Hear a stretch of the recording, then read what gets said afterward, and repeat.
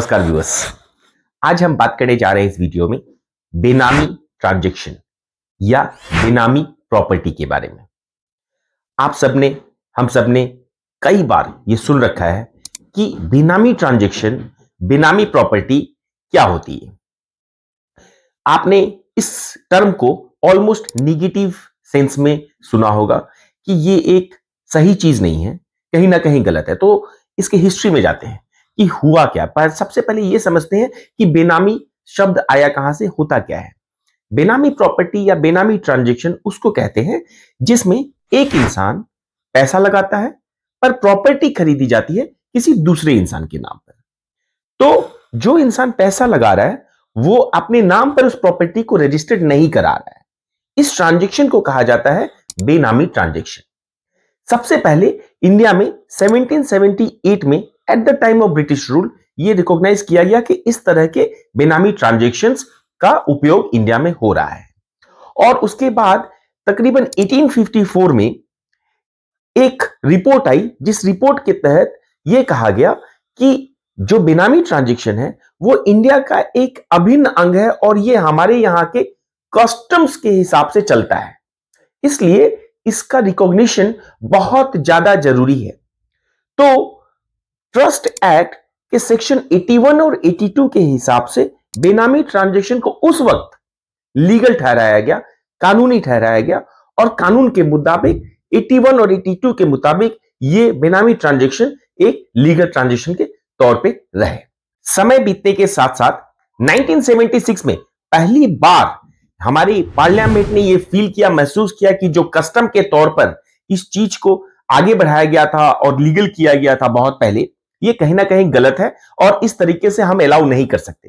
तो income tax act में section 281A को इंट्रोड्यूस किया गया और उसके हिसाब से कहीं ना कहीं बेनामी ट्रांजैक्शन को रोकने का प्रयास किया गया, पर वो नाकाफी रहा। वो इतना कुछ कवर करके भी बेनामी ट्रांजैक्शंस को रोक नहीं पाया।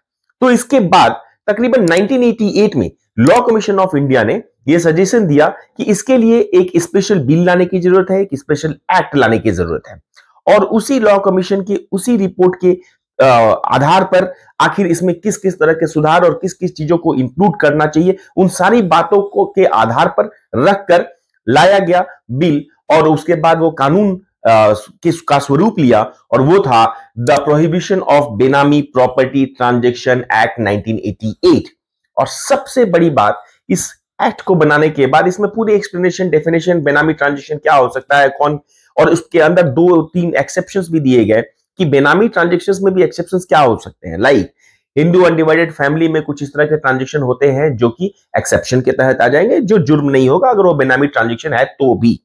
कुछ ऐसा भी था कि हस्बैंड वाइफ को अगर दे रहा है तो उस या वाइफ के नाम पे प्रॉपर्टी ले रहा है पर हस्बैंड पैसे लगा रहा है, तो उस सेंस में भी वो बेनामी ट्रांजैक्शन की कैटेगरी में नहीं आएगा। या फादर अपने डॉटर को प्रॉपर्टी ट्रांसफर कर रहा है, उसमें भी फादर का रुपया लग रहा है, डॉटर के नाम पर जा रहा है, पर वो भी बेनामी ट्रांजैक्शन नहीं माना जाएगा।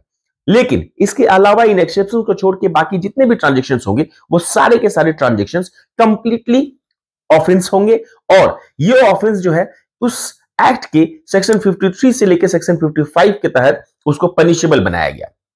सेक्शन 53 में पेनाल्टी इस हद तक दी गई, डर इस तरह से बिठाया गया कि अगर आप कोई भी बेनामी ट्रांजैक्शन में इन्वॉल्व पाए जाते हैं, चाहे आपका नाम वाले आप हो जिसका नाम दिया गया है या पैसा लगाने वाले हो, बेनामी जिसका नाम हो गया वो हो गए जिनके नाम पर प्रॉपर्टी आ रही है और जो पैसा लगा रहे हैं वो बेनामी इंसान है उसमें, और या फिर वही बेनामी इंसान दोबारा से उस प्रॉपर्टी को अगर रीट्रांसफर करता है पैसे लगाने वाले को, इस कंप्लीट ट्रांजैक्शन को जो है उसमें पनिशेबल बनाया गया। और इसमें पनिशमेंट इतनी हद तक सीवियर की गई कि अगर आपको दोषी पाया गया तो कम से कम 1 साल से कम का सजा नहीं होगा, और वो सजा 1 साल से बढ़कर 7 साल तक जा सकती है।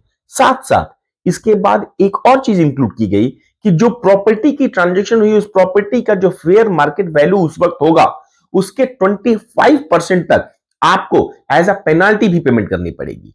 तो इस तरीके से बेनामी ट्रांजैक्शंस को इंडिया में अवैध किया गया, इलीगल किया गया, पनिशेबल किया गया, और उसके बाद से काफी सुधार देखने को मिलता है कि बेनामी ट्रांजैक्शन पर रोक लग गई।